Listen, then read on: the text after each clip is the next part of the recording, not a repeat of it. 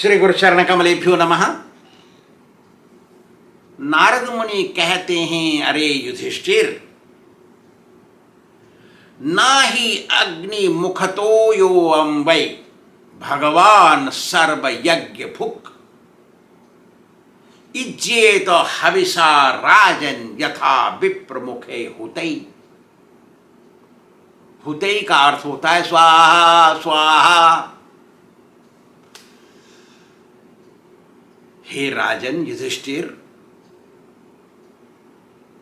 यज्ञ करने से, अग्नि में स्वाहा स्वाहा करके घी और साकल्य डालने से भगवान इतने संतुष्ट नहीं होते जितने संतुष्ट हो जाते हैं एक वैदिक शुद्ध ब्राह्मण के मुंह में महाप्रसाद प्रसाद भक्षण कराने से जितने संतुष्ट। स्वाहा स्वाहा स्वाहा मुंह में डालने से।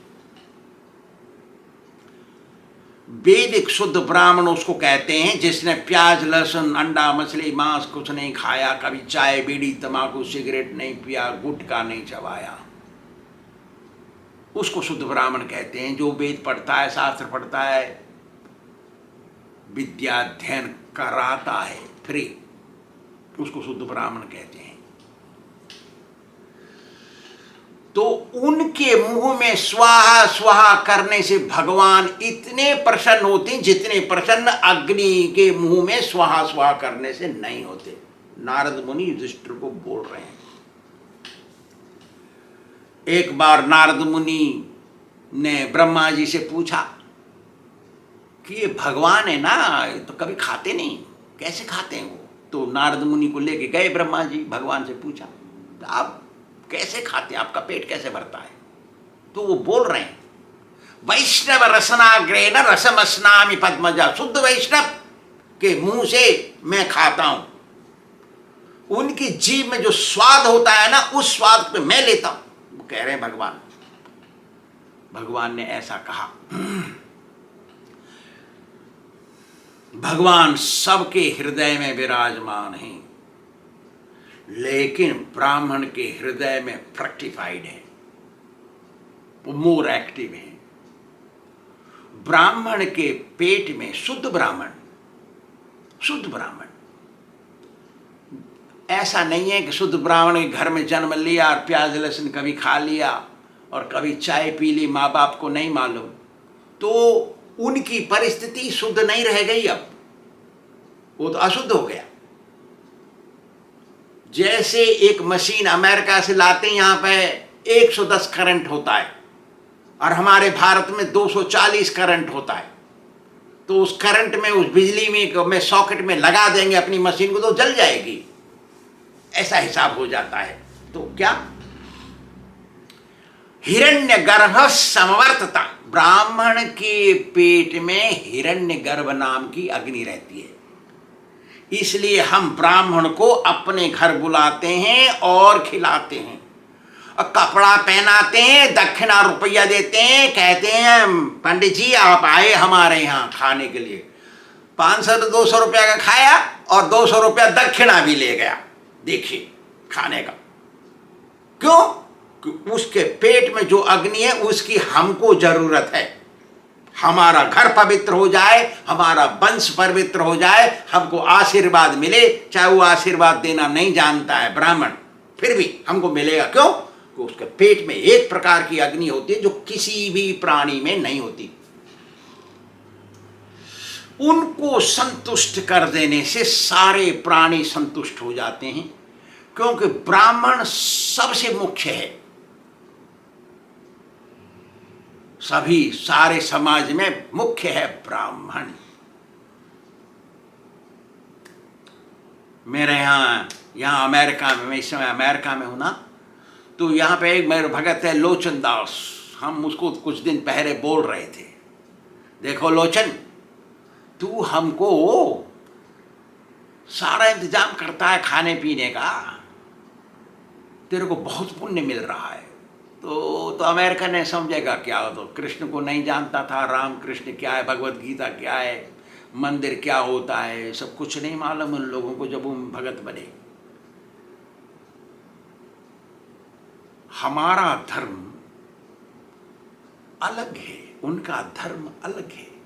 जैसे मेरे घर में और तुम्हारे घर में कोई ईसाई, उनका पादरी, प्रीस्ट, पुजारी, स्वामी आ जाए, या कोई सूफी आ जाए आपके घर में, प्रचार करे आपको वो अपने धर्म का, ऐसा ही मेरी स्थिति है इनके यहाँ।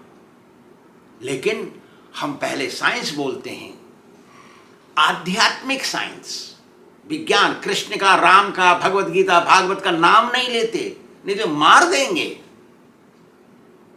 ऐसा होता है हमारा यहाँ। तो क्या हम बोल रहे थे उसको, ये तू यार एक शुद्ध ब्राह्मण को खिला रहा है रोजाना, तेरे को बहुत पुण्य मिल रहा है। तो चुप रहा, उसके समझ में क्या ब्राह्मण ब्राह्मण क्या चीज है। अब तो जानता है थोड़ा बहुत, लेकिन इतना विश्वास नहीं है। 33 वर्ष हो गए उसको मेरे पास दीक्षा लिए हुए। तो बोले अरे यार तू ब्राह्मण को ही नहीं खिला रहा, तू ब्रजवासी ब्राह्मण को खिला रहा है। तो फिर चुप रहा, वो कुछ नहीं बोला। तो ब्रजवासी क्या होता पता नहीं, लेकिन अब जानता है, लेकिन इतना विश्वास नहीं उसको। तो फिर हम बोले अरे नहीं नहीं यार, तू ब्रजवासी ब्राह्मण को ही नहीं खिला रहा है, तू ब्रजवासी ब्राह्मण सन्यासी वैष्णव को खिला रहा है, वैष्णव सन्यासी हैं हम। तो थोड़ा मुस्कुराया वो। तो फिर हम बोले नहीं नहीं नहीं, ऐसा भी नहीं है, आगे भी है। तू ब्रजवासी ब्राह्मण वैष्णव सन्यासी को खिला रहा है, लेकिन वो गुरु भी है। देख तेरे को कितना पुण्य मिल रहा है। हम बोले बहुत खुश हुआ वो। तो अर्थ ये होता है कि उनके पेट में एक प्रकार की अग्नि होती है जो ब्रह्मा की अग्नि होती है। युधिष्ठिर महाराज को बोलते हैं नारद मुनि, अरे युधिष्ठिर, सभी गृहस्थों को एकादशी में, जन्माष्टमी में, रामनवमी में और चैतन्य महाप्रभु के दिन, शिवरात्रि के दिन, नरसिंह जयंती में उपवास करना चाहिए, व्रत। और इन व्रतों में किसी प्रकार का धान्य, गेहूं, जौ, चावल, चना, दाल, मटर कुछ नहीं खाना चाहिए। किसी प्रकार का मसाला, किसी प्रकार का तेल नहीं खा सकते, चाहे वो बादाम का तेल है या पिस्ता का भी तेल है, कोई प्रकार का तेल नहीं खा सकते। उसमें क्या खा सकते हैं? कंदमूल, फल, साबूदाना, गुड़ नहीं खा सकते, चीनी खा सकते हैं, शक्कर नहीं खा सकते। उसमें दूध, दही, घी, मक्खन खा सकते हैं, और सेंधा नमक, काली मिर्च खा सकते हैं। मसाला, किसी प्रकार का मसाला नहीं खा सकते। काली मिर्च का पाउडर और सौंधा नमक, सेंधा नमक इन संस्कृत में कहते हैं सैंधव लवणम, वो खा सकते हैं। बस इतना ही, और कुछ नहीं। पानी पी सकते हैं, गुड़ नहीं खा सकते, छाछ पी सकते हैं। अरे युधिष्ठिर, गृहस्थ को आश्विन के महीने में, आशौज में, कृष्ण पक्ष में पितृपक्ष का पालन करना चाहिए। उनके माता पिता या पुरखे कोई जो चले गए इस दुनिया से, उसका दिन पड़ता है एकादशी में, तो उस दिन श्राद्ध नहीं करना चाहिए, ब्राह्मण बुला के भोजन नहीं कराना चाहिए। घृतहीनम कुभोजनम, घी के बिना भोजन भूतों का होता है। तो घी का बनाया हुआ भोजन होना चाहिए। ब्राह्मण को जब खिला रहे हैं उसमें घी जरूर होना चाहिए, चाहे वो 1 तोला है या आधा तोला है, लेकिन घी जरूर होना चाहिए। तेल में छोंक दो, उसके ऊपर थोड़ा घी टपक दो, टपका दो, गरीब हैं तो। यदि माता पिता या भी किसी पुरखे का पुण्यतिथि एकादशी में पड़ गया है, तो वो मर गए एकादशी में, तो एकादशी तो श्राद्ध होगा। तो श्राद्ध तो करना है साल भर में एक बार, हर साल आता है ये आश्विन का महीना, कृष्ण पक्ष में होता है ये। तो एकादशी के व्रत के दिन को छोड़कर, व्रत का दिन नहीं होना चाहिए। कभी कभी द्वादशी में व्रत होता है, याद रखिए, हमारा कैलेंडर हमारी वेबसाइट में है, या मंदिर वृंदावन से मंगा लें, आवश्यक है। व्रत का दिन में श्राद्ध का दिन पड़ जाए तो उस दिन श्राद्ध ना करके दूसरे दिन श्राद्ध करना चाहिए, नहीं तो माता पिता नरक भोगेंगे। देखिए क्या बोलते हैं ब्रह्म वैवर्त पुराण में,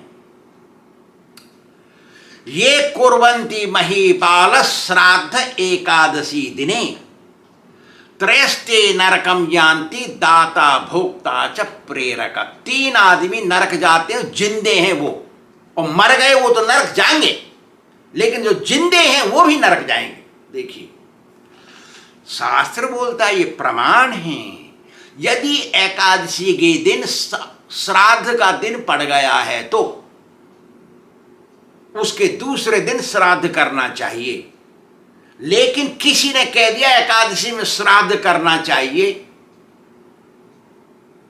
तो दाता भोक्ता प्रेरक 3 आदमी, जो दे रहा है भोजन वो श्राद्ध कर रहा है वो, जो करा रहा है वो, और जिसने कह दिया है वो, 3 आदमी नरक जाएंगे, जिंदे हैं।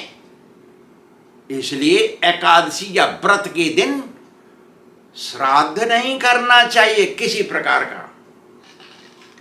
पद्म पुराण आगे कहता है, एकादश्याम तो प्राप्तायाम माता पित्रोर्मृते हनि। मर गए माता पिता, वो दिन पड़ रहा है एकादशी में। एकादशी को मरे थे कितने वर्ष पहले, अब हम श्राद्ध करेंगे, महीना आ गया तो इसमें तो एकादशी में ही पड़ेगा, क्योंकि एकादशी को मरे थे वो, तो क्या करना चाहिए बोल रहे हैं वो, तद्दिनम परित्यज्य, उस दिन को छोड़ देना चाहिए। तद्दिनम परित्यज्य द्वादश्याम श्राद्धम आचरेत। द्वादशी में श्राद्ध करना चाहिए, एकादशी के व्रत के दूसरे दिन। तो वो नरक भी भोग रहे हैं तो भी उनको स्वर्ग मिलेगा। इसलिए एकादशी में श्राद्ध कभी नहीं करना चाहिए। अरे क्यों जाएं हम नरक, पैसा खर्च करें, अरे ब्राह्मण को खिलाने में 500 रुपये खर्च होंगे, उनको कपड़ा भी पहनाना है।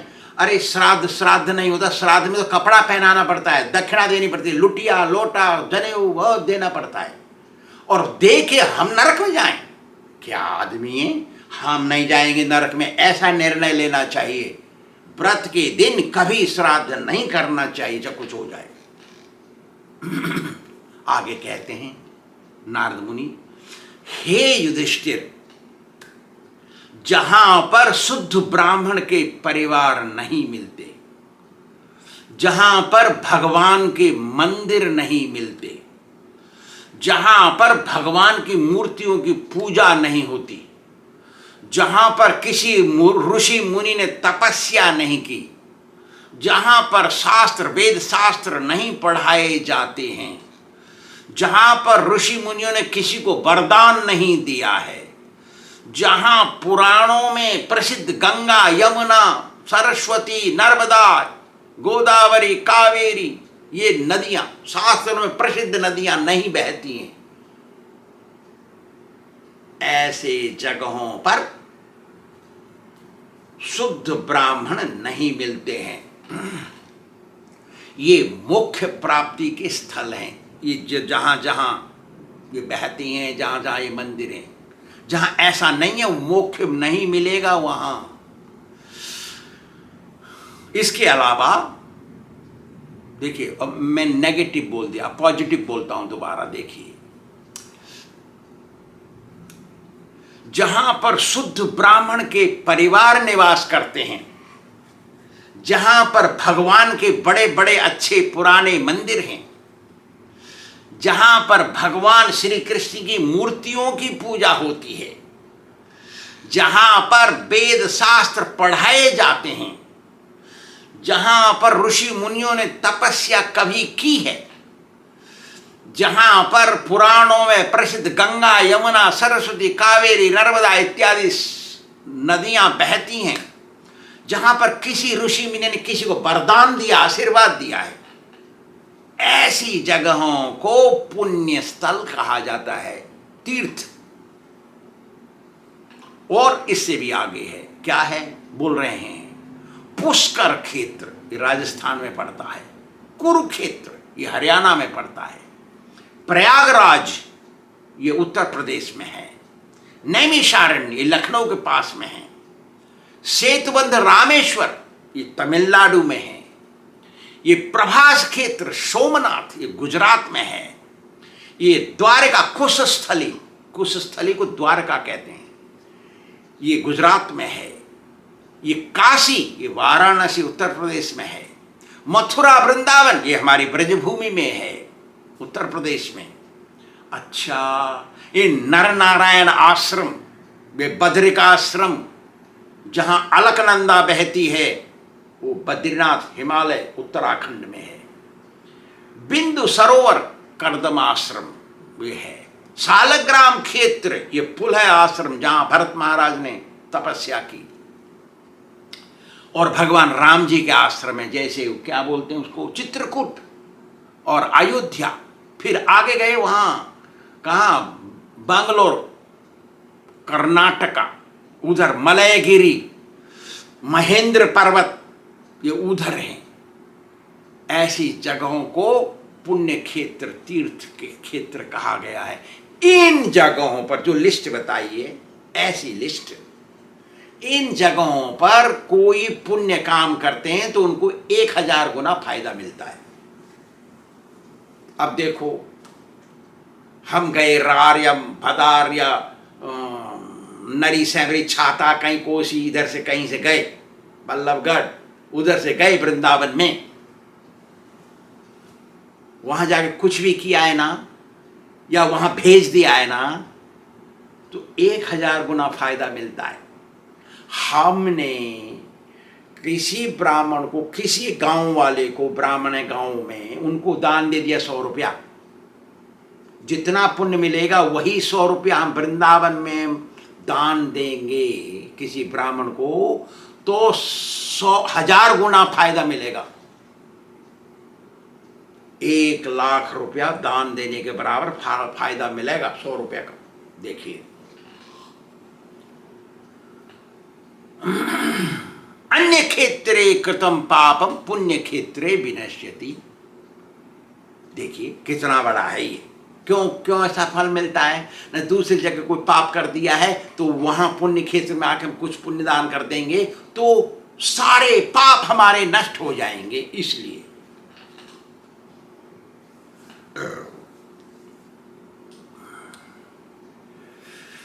सभी प्रकार के आध्यात्मिक धार्मिक कार्य करने के लिए एक सत्पात्र की जरूरत पड़ती है। अब बूढ़े हो गए तो डकारें आती हैं। और इन पुण्य क्षेत्रों में सरलता से शुद्ध सत्पात्र ब्राह्मण सही आदमी मिल सकता है, लेकिन पुण्य क्षेत्रों के अलावा दूसरे जगह जाएंगे तो ऐसे सत्पात्र ब्राह्मण मिलना मुश्किल है। देखो उदाहरण देते हैं नारद मुनि, कह रहे हैं अरे देखो युधिष्ठिर, तुमने जो राजसू यज्ञ कर रहे हो ना, यहाँ पर तो सनक सनंदन सनातन सनत कुमार भी आए हैं, यहाँ पर व्यास देव जी आए हैं, यहाँ पर ब्रह्मा जी भी आए हैं, यहाँ पर मैं भी हूँ नारद मुनि। फिर भी जितने भी विद्वान यहाँ बैठे हैं उन्होंने कृष्ण भगवान को ही सत्पात्र चुना, उनके ही चरण पखारे गए। सबसे पहले उनको सत्पात्र चुना गया। सत्पात्र की जरूर आवश्यकता होती है। हम कुछ दान देंगे, अपनी कठिनाई से कमाई का रुपया किसी को दान देंगे और हमको पुण्य नहीं मिला तो कैसा लगेगा हमको? दुनिया तो नाम के लिए दान देती है, हमको तो आशीर्वाद चाहिए। नाम भी चाहिए, आशीर्वाद भी चाहिए, दोनों मिलेगा यदि सत्पात्र को दान देंगे। सत्पात्र किसको कहते हैं? उसको कहते हैं जो शुद्ध ब्राह्मण वंश में जन्म लिया है, वैष्णव भजन करता है, चाय बीड़ी तमाकू गुटखा कभी नहीं खाया, बात और दूसरी चीज की बात छोड़ो, प्याज लहसुन कभी छुआ नहीं, ऐसे आदमी को सत्पात्र बोलते हैं। जैसे कन्हैया को सत्पात्र बनाया राजसूय यज्ञ में, ऐसे ही सत्पात्र को दान देना चाहिए। और सतपात्र तो सब जगह जा नहीं सकता, तो अपने शिष्य को भेजता है, मेरा ब्रजवासी जाएगा, लेके आएगा, लाएगा मेरे लिए, तब वो आपको परिणाम सही देगा। अरे युधिष्ठिर, परमात्मा सबके हृदय में विराजमान है। देखो असंख्य कोटि, जिनकी गिनती नहीं, इतने प्राणी हैं इस जगत में, और सब भगवान से निकले हैं। भगवान उनके मूलाधार हैं। भगवान ने 84 लाख योनियों का डिजाइन बनाया। ऐसा लगेगा तोता ऐसा होगा, मोर ऐसा होगा, आदमी इसके 2 हाथ 2 पैर होंगे, 1 सिर 2 आंख ऐसा होगा, पशु ऐसा होगा, 4 पैर का होगा। सब भगवान ने डिजाइन बनाई। डिजाइन बना के दे दिया विश्वकर्मा को, उन्होंने फॉर्म कर दिया ब्रह्मा जी की सहायता से। सबकी रचना भगवान ने की है। भगवान ही सबके हृदय में परमात्मा रूप से विराजमान है, सबके हृदय में।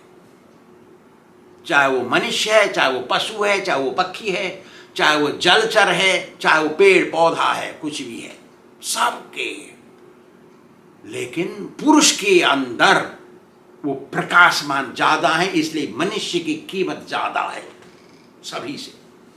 इसलिए कहते हैं दुर्लभा मानुष्या देहा, सभी देहों में मनुष्य का शरीर बहुत ही दुर्लभ है। और मनुष्य का शरीर क्यों दिया आत्मा को? कृष्ण भजन करने के लिए, दूसरा काम करने के लिए नहीं दिया मनुष्य का शरीर किसी आत्मा को। भजन करना चाहिए। जो मनुष्य भजन नहीं करता वो पशु है। धर्मे नहीं ना पशु ही समाना, पशु है वो, 2 पैर वाला पशु। अरे क्यों ऐसा होना? हम घमंड करते हैं हम ब्राह्मण हैं। अरे तेरी के, क्या है लक्षण ब्राह्मण का? अरे इंजीनियर का लड़का इंजीनियर नहीं होता, डॉक्टर का बेटा मैं डॉक्टर हूं कह देगा वो, जब तक डिग्री नहीं ले आएगा। ऐसा ही ब्राह्मण का बेटा ब्राह्मण हूं मैं ऐसा नहीं कह सकता, उसमें लक्षण होने चाहिए। लक्षणों की जरूरत है, लक्षणवान को दान देना चाहिए। फिर क्या होता है? मनुष्य शरीर में भगवान प्रकाशमान से विराजमान रहते हैं, इसलिए मनुष्य का शरीर प्राप्त करना बड़ा दुर्लभ है।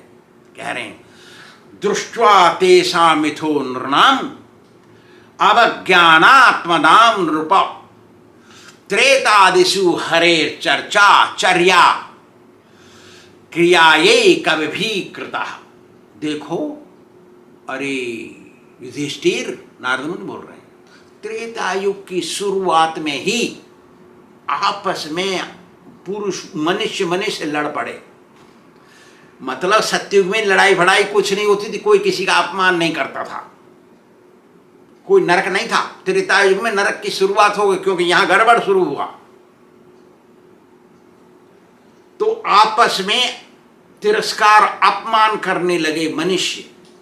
तभी सारे ऋषि मुनियों ने मिलके भगवान की मूर्ति बनाई और उनके लिए मंदिर बनाया कि जाओ तुम पूजा करो, तुम जो अपमान कर रहे हो आपस में वो अपमान से दूर हो जाओगे, चलो पूजा करो। त्रेता युग के शुरुआत से मूर्ति पूजा हो रही है इस सृष्टि में। हम कहते हैं अभी से शुरू हुई है, कन्हैया आए द्वापर युग में, ऐसे हैं अभी ब्राह्मण यही बोल रहे हैं। ऐसे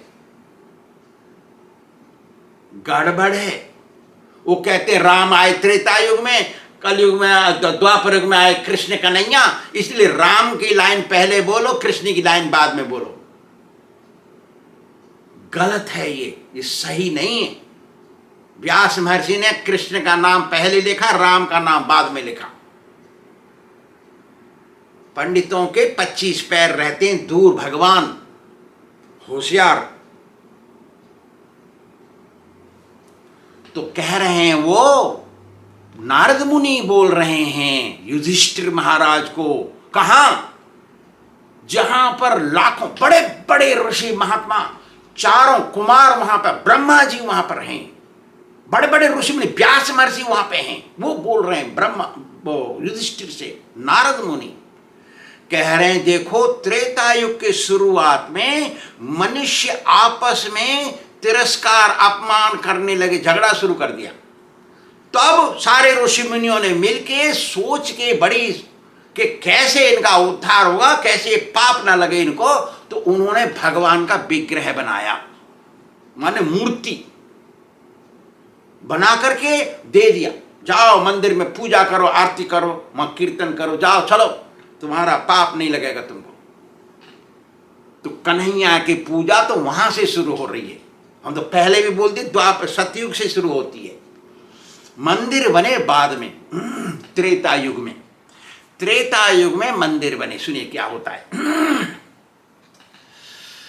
लेकिन जो पूजा करता है, पूजा करने वाले के दिल में यदि द्वेष है, और पूजा करते समय हम सोच रहे हैं अरे तेरे के कन्हैया की रोजाना पूजा होती है, हम देखते हैं बाद में आएंगे, तो जलन हो गई ना।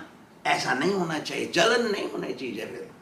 ना तो पूजा करने वाले का जलन होना चाहिए, ना देखने वाले का जलन होना चाहिए। अरे हम आए थे कल, अब नहीं आ रहे, हम गए थे कल, ऐसा नहीं होना चाहिए। ऐसा करने से सिद्धि नहीं मिलती है। सिद्धि मिलेगी तभी जब हमारे अंदर से द्वेष जाएगा, तब। हे राजन, नारद मुनि आगे बोलते हैं, ब्राह्मण ही सभी सोशल और समाज में, मनुष्य समाज में सबसे श्रेष्ठ है, शुद्ध ब्राह्मण, और वही सतपात्र है। क्यों? कि उसके अंदर वेद भरा है, उसका आचरण सही है।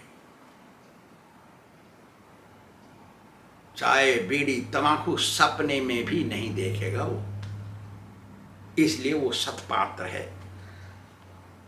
अरे युधिष्ठिर, हमारी तुम्हारी बात छोड़ो, कन्हैया के भी इष्ट देव हैं ब्राह्मण, सत ब्राह्मण, सतपात्र ब्राह्मण, और ऐसे ब्राह्मणों के चरण की रज तीनों लोकों को भी पवित्र कर देती है, कर सकती है। ऐसे हैं कन्हैया, ऐसे हैं ब्राह्मण, ये हैं शास्त्र, ये नारद मुनि बोल रहे हैं, और ऐसे आदमी को बोल रहे हैं जो चक्रवर्ती पूरी पृथ्वी के राजा हैं। युधिष्ठिर, साधारण बात नहीं है ये, गंभीरता से लेना चाहिए। श्री राधा गोविंद भगवान की जय।